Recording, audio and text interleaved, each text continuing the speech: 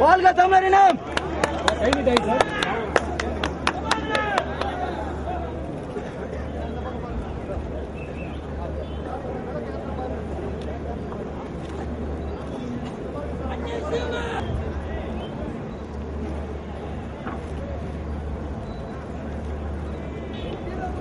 வணக்கம் வீர வணக்கம் வீர வணக்கம் விடுதலை புலிகளுக்கு வீர வணக்கம் விடுதலை புலிகளுக்கு வீர வணக்கம் விடுதலை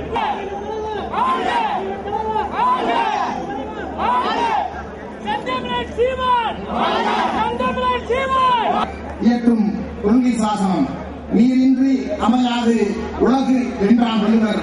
நாம் தமிழர் இன்றி இனி அமையாது தமிழர்களுக்கு அரசியல் வாழ்வுக்கான எதிர்காலம் என்று சொல்லி அடுத்து அமைப்புடைய துணை கொள்கைகளை அறிவித்துள்ளார் தோழர் கல்யாண சுந்தரம். நான் உண்மையிலே பிரமித்து நிற்கின்றேன். இருப்பது ஒரு உயிர், அந்த உயிரும் நம் இன விடுதலைக்காக போனால் போகட்டுமே என உயிரை துச்சமென மதித்து விட்டு இந்த அடக்குமுறை சட்டங்களுக்கு எதிர்த்து இங்கே வருகை புரிந்துள்ள உங்களுடைய உணர்ச்சியை பார்க்கும்போது நாங்கள் கடந்த காலங்களில் மிகப்பெரிய பிழையை செய்துவிட்டோமோ என்று நான் நினைத்து மிகவும் வருந்துகிறேன். காரணம் என்னவென்றால் இந்த எழுச்சி என்பது இன்றைக்கு வந்தது அல்ல. ஏறத்தாழ பல ஆண்டு காலமாக தமிழகத்திலே ஆங்காங்கே பரவி சிறு சிறு குழுக்களாக அவரவர் இல்லங்களிலே அவரவர் நிலைகளிலே இருந்து குமரிக் கொண்டிருந்த ஒரு பெரிய எழுச்சி. இந்த எழுச்சியை கடந்த காலங்களில் அருமை மருமகன் சீமான் அவர்கள் திரட்டியிருப்பாரே, ஆனால் இன்றைக்கு நாம் ஈழத்தை இழந்திருக்க மாட்டோம் என்ற நம்பிக்கை மற்றும் இந்த கூட்டத்தை பார்க்கும் போது நான் புரிந்து கொள்கிறேன்.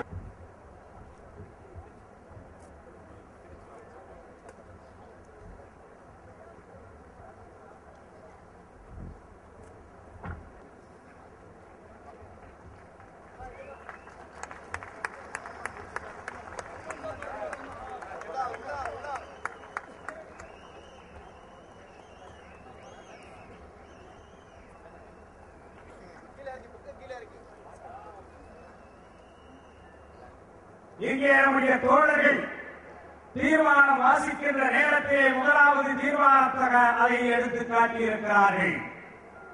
இதற்கு முன்னாலே போர்க்குற்ற விசாரணை, நாம் ஒரு மாதிரி போர்க்குற்ற விசாரணையே ராஜபக்சேவின் மீது நடத்தி காட்டியிருக்கிறோம் நாடகத்தின் மூலமாக. தோழர்களே, இன்றைக்கு சர்வதேச நாடுகள் எல்லாம் இலங்கையை கூர்ந்து பார்த்துக் கொண்டு அது செய்த அநியாய அக்கிரமங்களை, இலங்கை என்பது ஒற்றையாட்சி நாடு அல்ல, அது 2 தேசிய இனங்களை கொண்ட நாடு. தமிழ் தேசிய இனம், சிங்கள தேசிய இனம் என்று 2 தேசிய இனங்களை கொண்ட நாடு. அந்த நாட்டினுடைய பூர்வீக குடிமக்களை, மண்ணின் மக்களை கொன்று குவித்திருக்கிறார் ராஜபக்சே என்பதை சர்வதேச நாடுகள் எல்லாம் இன்றைக்கு ஒப்புக்கொண்டிருக்கின்றன. சர்வதேச அந்த போர்க்குற்றங்களை பற்றி ஆய்வு செய்கிற ஒரு அறிக்கை ஏறத்தாழ 300 உறுப்பினர்களுக்கு மேலே பெற்றிருக்கிற குழு இது. ஏதோ ஒரு சாதாரண குழுவாக நினைத்து விடாதீர்கள்.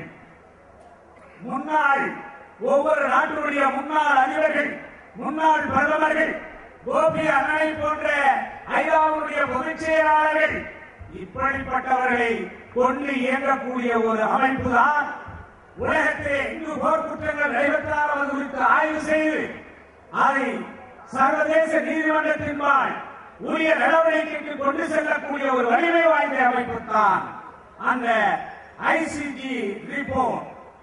அதிலே தெளிவாக சொல்லி இருக்கிறார்கள். கடந்த முள்ளிவாய்க்கால் போரிலே மட்டும் 1 லட்சம் பொதுமக்கள் கொண்டு குவிக்கப்பட்டிருக்கிறார்கள்.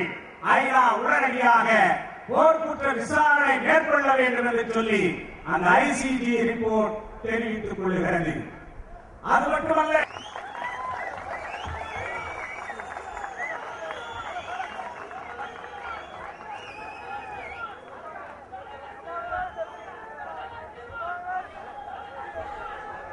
என்ன பேர் தெரிஞ்சிருச்சு.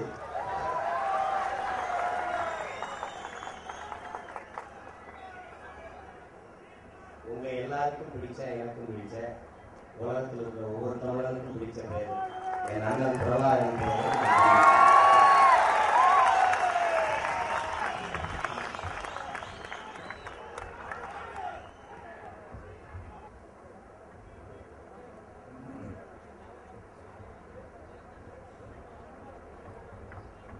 அருமை சகோதரர் தம்பி சீமான் அவர்கள் இங்கே திரளாக வந்திருக்கும் இந்த மதுரை மாவட்டத்தை சேர்ந்த சகோதர சகோதரிகளே, இந்த அழைப்பு தந்த தம்பி சீமானுக்கு நான் இந்த வேலையில் நன்றியும் வணக்கத்தையும் தெரிவித்துக் கொள்கிறேன்.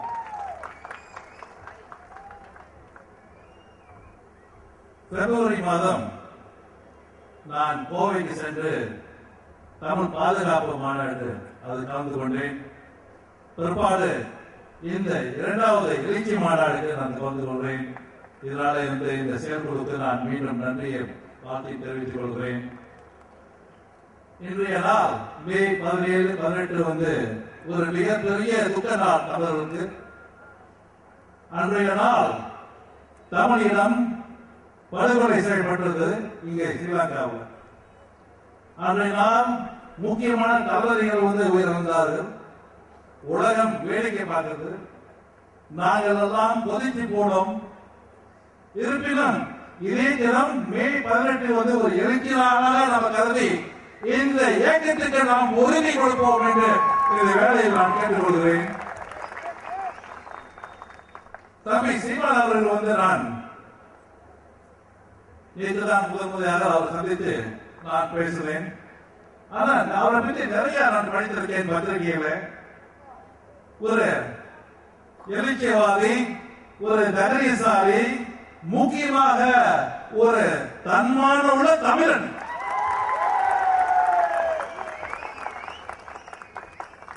இந்த இயக்கத்துக்கு தலைமை தாங்கி இது ஒரு அரசியல் இயக்கமாக கொண்டு வர அவர் தீர்மானித்திருக்காரு. அது எந்த தவறும் இல்லை. ஏனென்றால் நமக்கெல்லாம் அரசியல்னா சாக்கடை என்றுதான் நம்ம கருதுறோம். அது இங்க மட்டும் இல்ல, மலேசியாவில் அப்படிதான். ஆனா ஏன் அரசியல் சாக்கடையா இருக்கின்றது? அது சில அரசியல்வாதிகள் தான். ஏன் நம்ம அரசியல் சொல்றோம் என்றால் நமக்கு அந்த அதிகாரம் வேண்டும். அதிகாரத்துக்கு மட்டுமல்ல, அந்த அதிகாரத்தை பயன்படுத்தி இந்த தமிழ் அவன் தலையிலிருந்தே மாற்ற வேண்டும் தான் எங்கள் கோரிக்கை.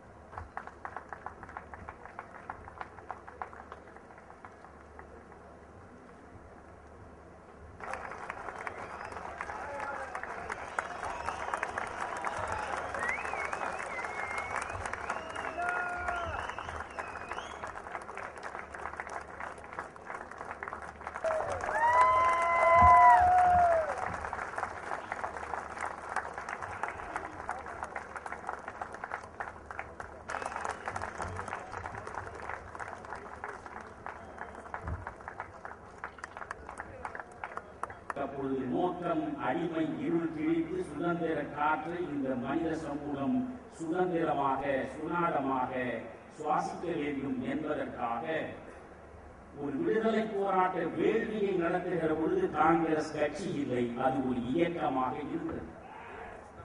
ஆனால் அந்த இயக்கம் 1947 ஆகஸ்ட் 15 4 சுதந்திரம் பெற்ற பிறகு ஆட்சி விடத்தில் அமர்ந்து கட்சியாக மாறிய பிறகு இன்றைய கேவலத்தை அடையக்கூடிய அளவுக்கு அது இழிந்து போய்